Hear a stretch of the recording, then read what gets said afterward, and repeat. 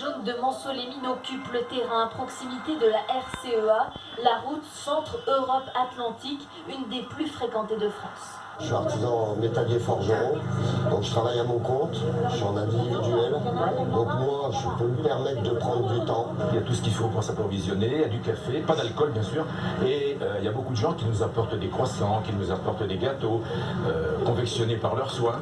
Artisans, retraités ou mères au foyer comme Myriam, malgré ses 3 enfants, elle vient ici tous les jours. Je les emmène à l'école, je viens ici, je fais l'action qu'il y a à faire pour être entendue, et puis après je retourne les chercher, je leur fais à manger, je les ramène à l'école pour 1h30. D'autres, comme Gilles, 55 ans, sont au chômage depuis plusieurs années et c'est le mépris des élites qu'il dénonce.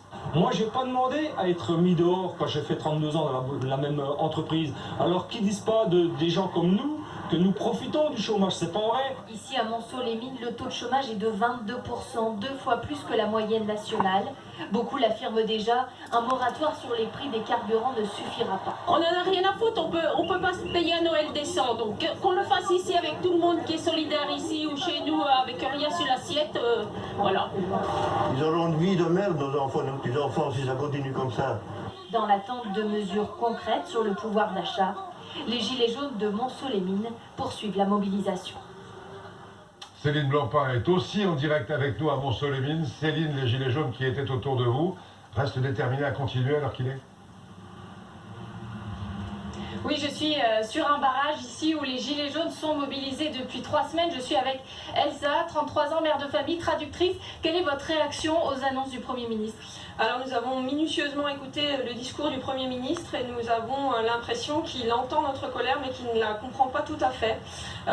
Il s'obstine à limiter ces mesures à un report d'application des taxes, alors que sur le terrain nous parlons d'inégalité fiscale, d'inégalité sociale, de meilleure répartition des richesses, de professionnalisation à outrance de la fonction politique, de la crise de la représentation politique, et nous attendons bien plus que ce qui a été annoncé par le gouvernement.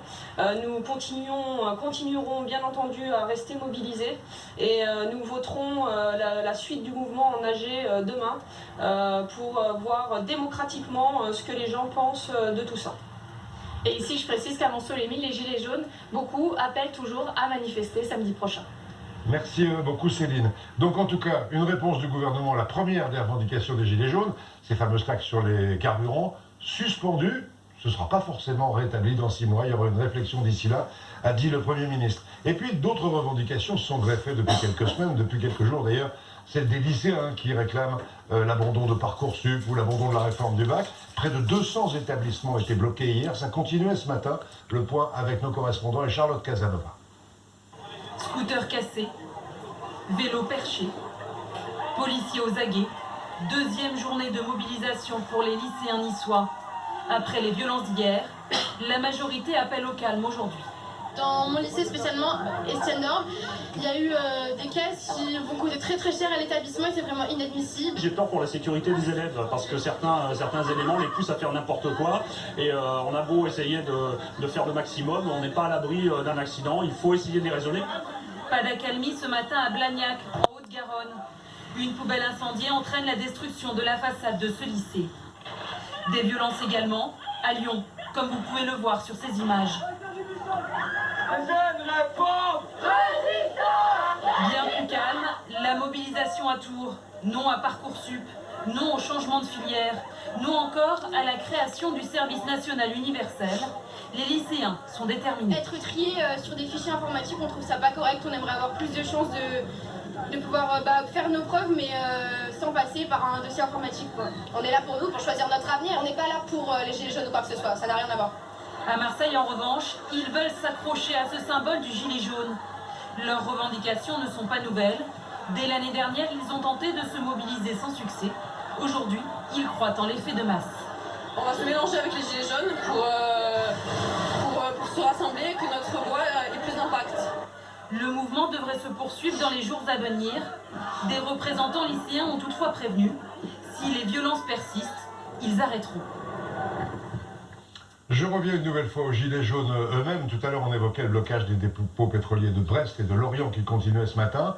7 dépôts sont paralysés dans toute la France. On a vu hier les craintes de pénurie et des pompes à sec déjà en Bretagne, mais ça commence à être la même chose du côté de Nantes et ça s'étend avec Louise Marcy et Nicolas S. Des dizaines de voitures devant les pompes de cette station-service nantaise. Ce matin, il fallait même 2 agents pour gérer le flux. Et surtout de la patience pour les automobilistes.